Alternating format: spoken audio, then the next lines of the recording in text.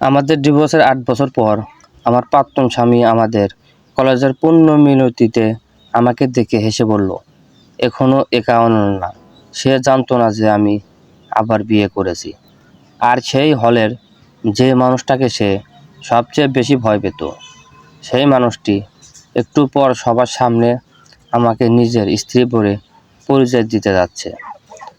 নিমন্ত্রণ পত্রটি আমার ডাইনিং টেবিলে টানা 2 দিন ধরে একটা ফাঁকের মতো পড়েছিল।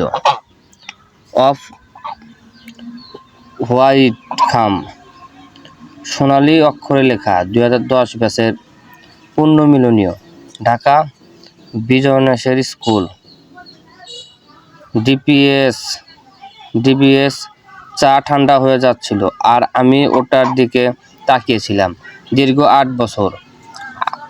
8টি বছর আমি এই মুখগুলোর মুখোমুখি হইনি। 8 বছর আগে আমি এক কাপড়ে একটা ভাঙা সংসার আর এক বুক ক্ষোভ নিয়ে রাফসান আহমেদের বাড়ি থেকে বের হয়ে এসেছিলাম। আর পেছনে ফেলে এসেছিলাম একদম মানুষের কানাঘুষা। মেয়েটা সংসার ধরে রাখতে পারল না, অথচ এক সময় আমাদের ব্যাচের সবচেয়ে মেধাবী মেয়ে বলা হতো আমাকে। তারপর রাফসানের সাথে আমার বিয়ে হলো, আর রাতারাতি আমার পরিচয় হয়ে গেল স্বামী পরিত্যক্ত নারী। মানুষের ড্রয়িং রুমের মুখরোচক গল্প 20 বছর পরে আমি একটা জিনিস খুব ভালো করে বুঝেছি, ডিভোর্স শুধু একটা বিয়েই ভেঙে যায় না, সমাজকে অধিকার দিয়ে দেয়।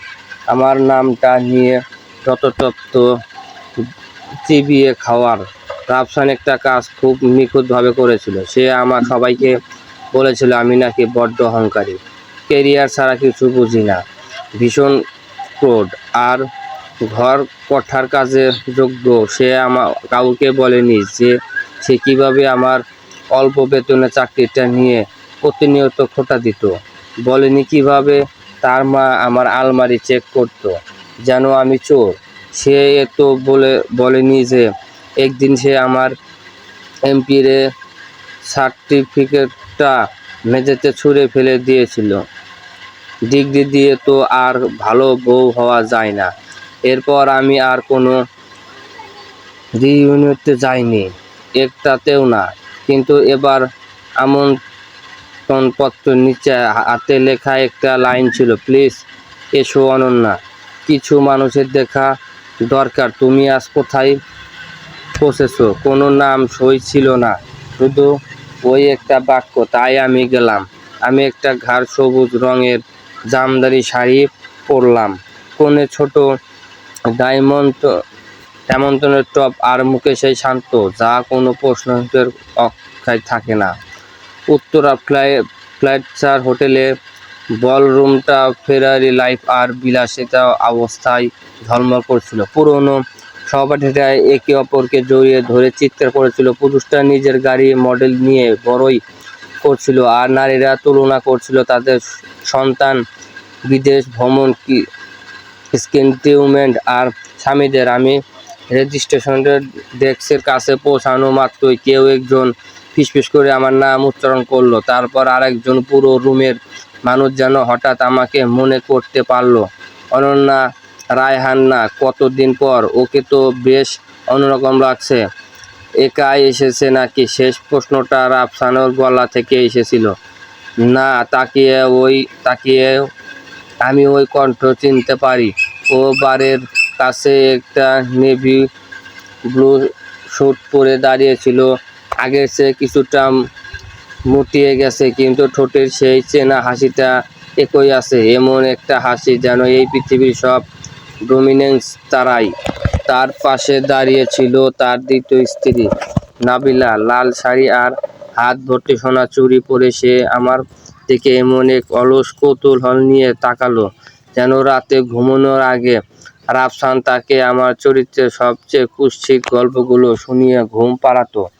রাফসান ধীর পায়ে আমার দিকে এগিয়ে এলো। অনন্যা, সে বলল, কি সারপ্রাইজ! আমি হাসলাম। রাফসান, তার হাসির ধার আরও বেয়ে গেল। এখনো একই আসর সব জায়গায়। আশেপাশে মানুষজন এমন ভাব করছিল যেন তারা কিছুই শুনছে না, আর যার মানে হলো সবাই কান খাড়া করে আছে। নাবিলা মৃদু হাসলো। রাফসান আমাকে বলেছিল তুমি নাকি ভীষণ কেরিয়ার ওরিয়েন্টেড কিছু মেয়ে, আসলে ফ্যামিলির চেয়ে ফাইলের গুরুত্ব বেশি দেয়। আশেপাশে কয়েকজন অস্বস্তিকর হাসি হাসলো। আমি আমার কাজ ব্যাগটা শক্ত করে ধরলাম। দুর্বলতার কারণে নয়, বরং পুরনো ক্ষতগুলো আর মৌলিককে চেনে বলেই। রাফসান আরও একটু কাছে এগিয়ে এলো। তুমি যে আসবে আগে জানলে পারতে। তোমার সাথে বসার জন্য অন্তত একজন পার্টনারের ব্যবস্থা করে দিতাম। তোমার অনেক দয়া, আমি বললাম। সে হালকা হাসলো। এটাই তোমার সমস্যা ছিল, অতিরিক্ত ইগো। দেখলে তো অহংকার আমাকে কোথাও এনে দাঁড় করালো। আমি তার দিকে তাকালাম। এই সেই লোক যার জন্য আমি এক সময় রাতে বালিশ ভিজিয়ে কাঁদতাম। এই সেই লোক যার নাম আমার পাসপোর্টে আর আইডি কার্ড থেকে মুছে ফেলতে গিয়ে আমার হাত কাঁপছিল মাসের পর মাস। অথচ সে ভাবছে সে যেখানে আমাকে ফেলে গিয়েছিল আমি আজও সেখানেই থমকে আছি। সে তার গ্লাসটা বাতাসে তুলল। To want memories. আর আমাদের নতুন জীবনের জন্য আমরা অন্তত পরিবার তো গড়তে পেরেছি। নাবিলা আলতো করে তার পেটে হাত রাখলো। সে প্রেগনেন্ট। অবভিয়াসলি পুরো রুমের মানুষ সেটা নোটিস করলো, আর রাফসান ঠিক সেটাই চেয়েছিল। কেউ একজন হাততালি দিল, কেউ অভিনন্দন জানালো। তারপর সে আবার আমার দিকে ঘুরলো। তা অনন্যা, এখানে কি কোনো ছোটখাটো ফার্মে চাকরি করছো? আমার হাসি পেয়ে গেল। ছোটখাটো ফার্ম? সে যদি জানতো। কিন্তু কিছু জবাব দেরিতে দিলেও বেশি সুস্বাদু লাগে। চাকরি করছি, আমি সংক্ষেপে বললাম। ভালো, সে উত্তর দিল। একাকী মানুষদের ব্যস্ত থাকাটাই সেই। কথাগুলো তীরের মতো এসে বিঁধল, ঠিক আগের মতোই নিঠুর আর চেনা। এক সেকেন্ডের জন্য আমি আবার 24 বছরের সেই মেয়েটি হয়ে গেলাম, যে রাফসানের মায়ের রান্নাঘরে দাঁড়িয়ে কাঁদছিল কারণ একটা রুটি পুড়ে গিয়েছিল, আর রাফসান ড্রয়িং রুমে বসে বন্ধুদের বলছিল বাদ দাও তো ওসব, ফ্যামিলি মেনটেন করা ওর কাজ না। ঠিক তখনই আমার ফোনটা ভাইব্রেট করলো। একটা মেসেজ পিকড আপ। 5 মিনিটে ঢুকছি। রাফসান নামটা দেখার আগেই আমি স্ক্রিন লক করে দিলাম। ও সেটা খেয়াল করলো। বয়ফ্রেন্ড? সে হেসে জিজ্ঞেস করলো। না। আহা, তাইলে কেউ একজন আছে। নাবিলা মিষ্টি করে হেসে বলল, ভালো তো। একটা ব্যর্থতার পর সবারই তো একজন সঙ্গীর দরকার হয়। ব্যর্থতা শব্দটা পুরো সার্কেলের মধ্যে সুগন্ধের মতো ছড়িয়ে পড়ল। দামি কিন্তু পচা সুবাস। আমি আমার জুসের গ্লাসটা টেবিলে রাখলাম। নাবিলা, আমি শান্ত গলায় বললাম, একটা মেয়ের টিকে থাকার লড়াইকে ব্যর্থতা বলো না, শুধু এই কারণে যে একজন পুরুষ তোমাকে তার নিজের সুবিধামতো বানানো গল্প শুনিয়েছে। নাবিলার মুখের হাসিটা জমে গেল। রাফসানের চোখ দুটো শক্ত হয়ে উঠল। মুখ সামলে কথা বলো অনন্যা। সেই পুরনো হুমকি। আমি একটু স্পষ্ট করে কথা বললেই এই টোনে কথা বলতো। আমি উত্তর দেওয়ার আগেই হলের লাইটগুলো নিভে গেল। অনুষ্ঠানের হোস্ট সেজে উঠলেন। লেডিস অ্যান্ড জেন্টলম্যান, ডিনারের আগে আমাদের একটা বিশেষ অ্যানাউন্সমেন্ট আছে। আজ রাতে আমাদের প্রধান অতিথি এমন একজন মানুষ যাকে আপনারা সবাই নামে চেনেন, যদিও সামনাসামনি দেখার সুযোগ হয়নি। পুরো বলরুমে একটা গুঞ্জন শুরু হলো। রাফসান সোজা হয়ে দাঁড়ালো। তার চোখে লোভ আর উচ্চাকাঙ্ক্ষা চমকে উঠল। সে ফিসফিস করে নাবিলাকে বলল, উনি নিশ্চয় আরিশ খন্দকার। ওনার সাথে যদি আজ রাতে একটা অ্যাপয়েন্টমেন্ট পাকা করতে পারি, আমাদের কোম্পানির নতুন প্রজেক্ট ডান। আমি অ্যানাউন্সমেন্টের দিকে তাকালাম। দরজা এখনো খোলেনি। হোস্ট হেসে বলতে লাগলেন, তিনি খন্দকার গোলবার ভেংসেন এর ফাউন্ডার, বাংলাদেশের অন্যতম বড় এডুকেশন ফান্ডের পেছনের মানুষ এবং আমাদের আজকের এই রিউনিয়নের পুরো স্পন্সর। রাফসান তার স্যুটের কাফলিংস ঠিক করল। আমাদের ডিভোর্সের 8 বছর পর আমার প্রাক্তন স্বামী আমাদের কলেজের পুণ্যমিলনীতে আমাকে দেখে হেসে বলল, এখনো একা অনন্যা। সে জানতো না যে আমি আবার বিয়ে করেছি।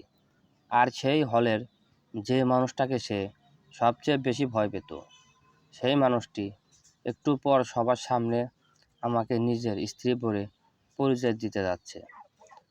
নিমন্ত্রণ পত্রটি আমার ডাইনিং টেবিলে টানা 2 দিন ধরে একটা ফাঁকের মতো পড়েছিল। অফ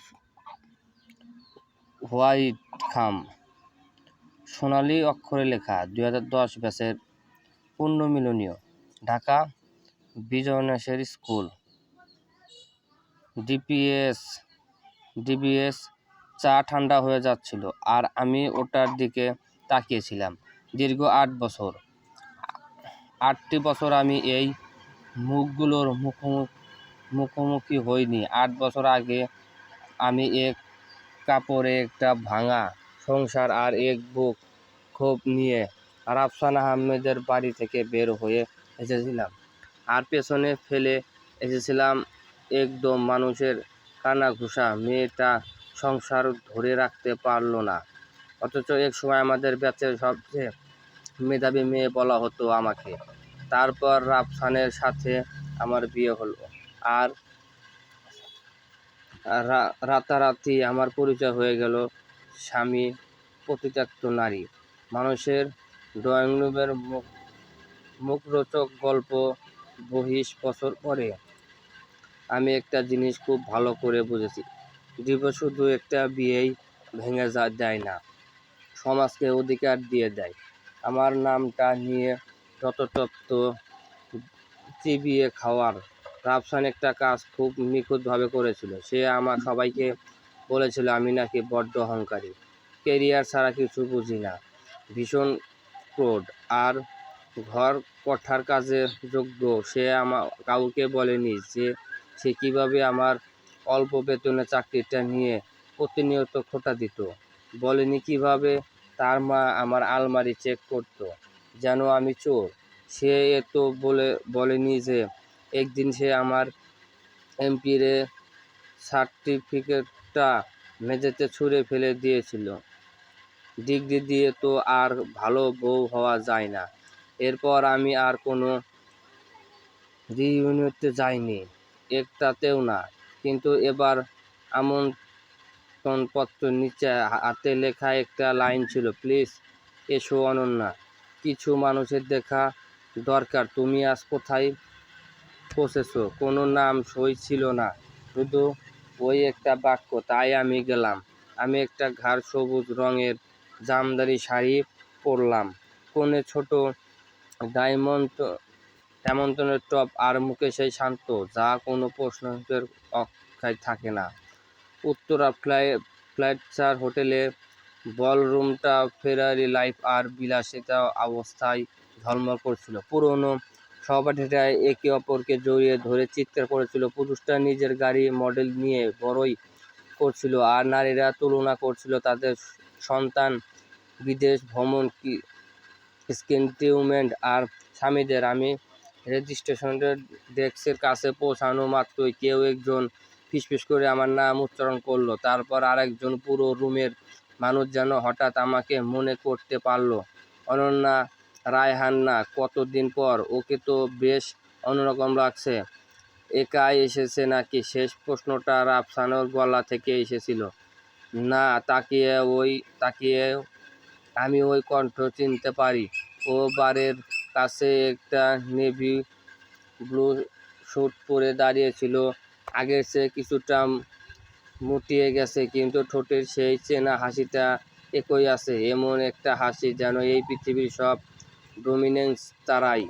তার পাশে দাঁড়িয়ে ছিল তার দ্বিতীয় স্ত্রী নাবিলা, লাল শাড়ি আর হাত ভর্তি সোনা চুড়ি পরে। সে আমার দিকে এমন এক অলস কৌতূহল নিয়ে তাকালো, যেন রাতে ঘুমানোর আগে রাফসান তাকে আমার চরিত্রের সবচেয়ে কুৎসিত গল্পগুলো শুনিয়ে ঘুম পাড়াতো।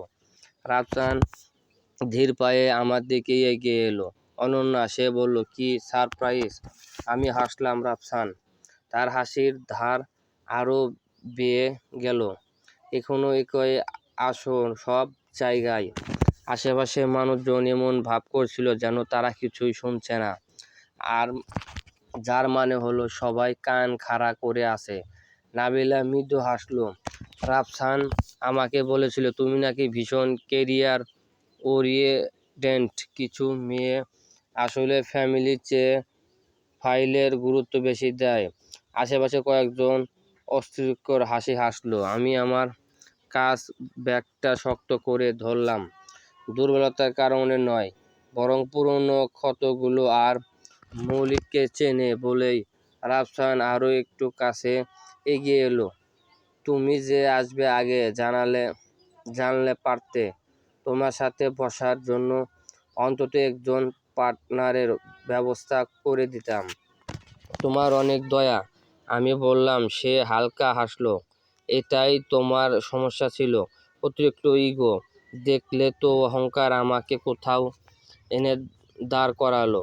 আমি তার দিকে তাকালাম। এই সেই লোক যার জন্য আমি একসময় রাতে বালিশ ভিজিয়ে কাঁদতাম। এই সেই লোক যার নাম আমার পাসপোর্টে আর আইডি কার্ড থেকে মুছে ফেলতে গিয়ে আমার হাত কাঁপছিল মাসের পর মাস। অথচ সে ভাবছে, সে যেখানে আমাকে ফেলে গিয়েছিল আমি আজও সেখানেই থমকে আছি। সে তার গ্লাসটা বাতাসে তুলল। To want memories. আর আমাদের নতুন জীবনের জন্য আমরা অন্তত পরিবার তো গড়তে পেরেছি। নাবিলা আলতো করে তার পেটে হাত রাখল। সে প্রেগনেন্ট। অবভিয়াসলি পুরো রুমের মানুষ সেটা নোটিস করলো। আর রাফসান ঠিক সেটাই চেয়েছিল। কেউ একজন হাততালি দিল, কেউ অভিনন্দন জানালো। তারপর সে আবার আমার দিকে ঘুরল। তা অনন্যা, এখানে কি কোনো ছোটোখাটো ফার্মে চাকরি করছো? আমার হাসি পেয়ে গেল। ছোটোখাটো ফার্ম? সে যদি জানতো। কিন্তু কিছু জবাব দেরিতে দিলেও বেশি সুস্বাদু লাগে। চাকরি করছি, আমি সংক্ষেপে বললাম। ভালো, সে উত্তর দিল। একাকী মানুষদের ব্যস্ত থাকাটাই সেই। কথাগুলো তীরের মতো এসে বিঁধল, ঠিক আগের মতোই নিঠুর আর চেনা। এক সেকেন্ডের জন্য আমি আবার 24 বছরের সেই মেয়েটি হয়ে গেলাম, যে রাফসানের মায়ের রান্নাঘরে দাঁড়িয়ে কাঁদছিল কারণ একটা রুটি পুড়ে গিয়েছিল, আর রাফসান ড্রয়িং রুমে বসে বন্ধুদের বলছিল, বাদ দাও তো ওসব, ফ্যামিলি মেনটেন করা ওর কাজ না। ঠিক তখনই আমার ফোনটা ভাইব্রেট করলো। একটা মেসেজ পিকড আপ। 5 মিনিটে ঢুকছি। রাফসান নামটা দেখার আগেই আমি স্ক্রিন লক করে দিলাম। ও সেটা খেয়াল করলো। বয়ফ্রেন্ড? সে হেসে জিজ্ঞেস করলো। না। আহা, তাইলে কেউ একজন আছে। নাবিলা মিষ্টি করে হেসে বলল, ভালো তো। একটা ব্যর্থতার পর সবারই তো একজন সঙ্গীর দরকার হয়।